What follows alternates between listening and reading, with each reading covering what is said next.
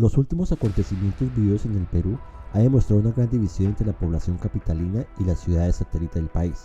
Hoy vamos a dar un vistazo a los conflictos generados por el centralismo en los estados, no solo en el Perú, sino en la región. Así que empecemos.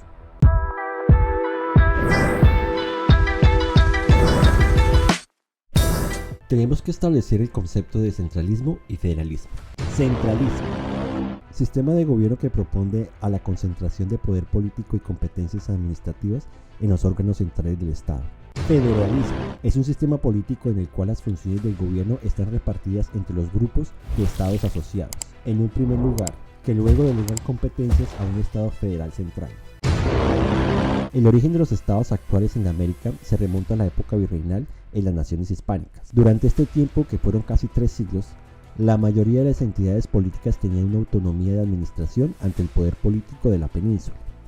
Esta se representaba en un virrey y las audiencias reales, que solo tenían por encima de ellos la autoridad del rey. Cada virrey o audiencia real trabajaba en beneficio de su región o provincia, siempre y cuando favoreciera a los intereses de la corona. Esto no quiere decir que solo era para hacer rico al rey, sino en términos de que el Estado funcionara acorde a las necesidades del imperio. Por la dificultad de la travesía por el mar Atlántico y la gran extensión de territorio por controlar, la corona encontró en los fueros y en las autonomías una forma de mantener el imperio en calma y bien administrado. Con la llegada de los Borbones, estas autonomías se debilitaron, pero no en el caso administrativo, sino en el caso fiscal, donde la corona fiscalizaba y arbitraba las decisiones tomadas por las diferentes administraciones, generando descontento entre los órganos americanos, que empezaron a exigir más autonomía ante los cuerpos ibéricos. Con la llegada de las independencias y la creación de nuevos estados, las nuevas élites regionales y de las metrópolis recrearon diferentes formas de administración en las nuevas naciones. Para las élites regionales que estaban alejadas de los centros de poder en la época virreinal, la nueva forma de administrar una nación era por medio del federalismo, pues esto les permitía seguir teniendo el estatus del régimen virreinal y una oportunidad de redireccionar los territorios que controlaban. Estas élites estaban basadas en la agricultura, la ganadería y la minería. En cambio, las élites asentadas en los puertos y en las metrópolis establecidas en la época virreinal estaban más a favor de mantener un sistema más centralizado, que les permitiera poder seguir controlando las regiones, beneficiando al centro del poder.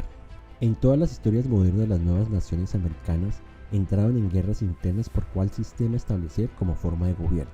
Los grandes libertadores también sucumbieron ante este dilema. Bolívar tenía una visión de un estado central con una oligarquía que dirigiera los destinos de las diferentes naciones, como lo planteó en su constitución vitalicia. Por otro lado, San Martín no estuvo muy a favor del federalismo, por temer a un rompimiento de las provincias del Río de la Plata. Aunque Iturbide no alcanzó a reflejar sus inclinaciones más en lo público, su inclinación era más hacia el sistema federal, tal vez como el que se encontraba en el antiguo virreinato. Con la consolidación de las nuevas repúblicas, el caudillismo, ese fenómeno que ha afectado tanto a esta región, prácticamente eliminó el federalismo bajo la idea de estabilizar las naciones. Un centralismo autoritario que se acuñó en las diferentes repúblicas, aún con constituciones federales como la mexicana o la argentina. Este centralismo conllevó no solo la obtención del poder central, sino también el centralismo de las economías. Las regiones cada día dependieron más de las metrópolis para su funcionamiento. Aún hoy el sistema central funciona de una forma o de otra para las repúblicas federales. Las regiones nunca pudieron liberarse del caudillismo y del centralismo de élites. Esto no quiere decir que el centralismo sea un mal sistema de administración. Ha funcionado en muchos otros estados alrededor del mundo. En Argentina en el siglo XIX las provincias internas lucharon por un estado federal y ganaron contra la metrópoli de Buenos Aires y principal puerto, imponiendo un sistema descentralizado. Pero con los acontecimientos de las décadas posteriores, el poder económico de Buenos Aires creció bajo el patrocinio de Inglaterra como principal puerto de suministros de esta potencia. Aunque la Constitución explícitamente afirmaba un Estado federal, en el hecho esto no era así. Desde la metrópoli se decidía el destino y el comportamiento de las demás provincias. Es evidente en la actualidad cómo la mayoría de la población se encuentra en el área metropolitana de Buenos Aires, y solo la ciudad corresponde al 40% de la población de la nación suramericana. La pobreza y el subdesarrollo y los vestigios del siglo XIX son evidentes a medida que se va alejando de la metrópoli. Caso similar ocurrió en México, donde la concentración de la riqueza se encontraba en la Ciudad de México, pero esto fue cambiando a medida que el comercio con Estados Unidos fue incrementando, trayendo gran prosperidad a las regiones cercanas a la frontera norte, generando en la actualidad un bloque de estados norteños que pueden rivalizar con la capital y disputar el liderazgo de las decisiones nacionales, cambiando la balanza a su favor. Otras naciones adoptaron el sistema centralista, siendo este realmente beneficioso para administrar el país y desarrollar una economía. Tal vez no fueron exitosos al mantener un Estado de Derecho o democrático, pero sí en consolidar un carácter nacional sin tener que entrar en conflicto. A la desintegración de la Federación Centroamericana en diferentes estados, estos conformaron nuevas naciones de carácter centralista para crear nación, sirviéndoles para establecer un concepto unitario.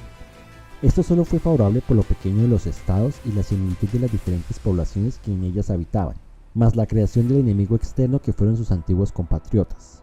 El caso más exitoso de centralismo en la América hispana es el de Chile, que ha favorecido que Santiago se convierta en una de las ciudades más desarrolladas de la región. El Estado central no ha descuidado en su mayoría a las demás regiones del país, pero llegará a un punto inflexible donde el crecimiento poblacional exigirá más autonomía a las demás regiones, para que éstas busquen su propio desarrollo. Un caso particular es el de Colombia, que ha cambiado de sistemas de administración varias veces. En la actualidad se describe como un Estado descentralizado, donde las regiones y las ciudades tienen facultades de autoadministración bajo el Código de la Constitución Nacional, y cierta descentralización económica favoreció a otras regiones. Pero el carácter centralista de casi más de un siglo arremetió con aquellas regiones alejadas de la capital, convirtiéndolas en territorios de nadie. Hoy en día los territorios con más carencias son aquellos que se encuentran en las regiones fronterizas. El crecimiento de la población en las regiones ha aumentado a tal punto que ha mostrado la incapacidad del poder central para administrar los asuntos locales y proveer soluciones efectivas en lo económico. Ninguno de los dos sistemas es superior, cada sistema cumple con el propósito dado. Lo que hace que el centralismo haya aportado tanto a la desigualdad en la América hispana no es el centralismo político, sino la carencia de las élites gubernamentales de ver más allá de los beneficios hacia la metrópoli, un desdén por llevar el desarrollo a otras regiones y una corrupción galopante tanto en lo civil como en lo gubernamental. Y ahora te toca a ti. Déjame en los comentarios cuál sistema favorecería más a tu país. Y recuerda, suscríbete y déjame un me gusta. Hasta un nuevo episodio.